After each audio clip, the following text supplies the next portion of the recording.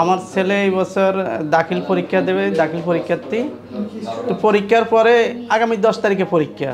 তো এই পরীক্ষার পরে 3 মাস তো লাগবে রেজাল্ট আউট হইতে। তো আমি চিন্তা করলাম যে এই 3 মাস তো ছেলে বাড়ি বেকার বসে থাকবে। তো আপনাদের ইংলিশ থেরাপির এই পড়ালেখার মানটা দেখলাম যে আমার কাছে খুব ভালো লাগলো।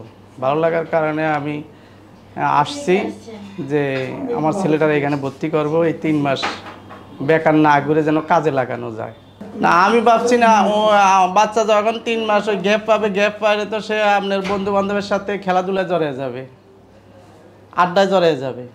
তো এলে যদি এই 3 মাসে ওই বেকার না ঘুরে সেই 3 মাস যদি পড়ালেখার ভিতরে থাকে, তার ওই পড়ালেখার মনোযোগটা ধরে রাখলো, একটা স্কিল ডেভেলপ হলো।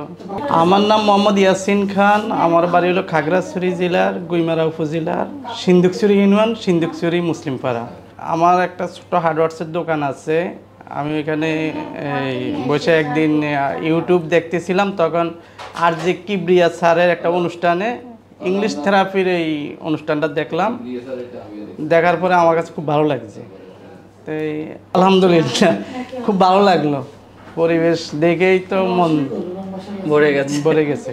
যাক আলহামদুলিল্লাহ। আমি তো মূলত এই গ্রামের মানুষ, আমরা তো পড়ালেখা অতটা আপনার শিখতে পারি নাই। এখন চিন্তা করতেছি যে আমি যে এরকম শিখতে পারি না, আমার বাচ্চারা যেন এরকম না হয়।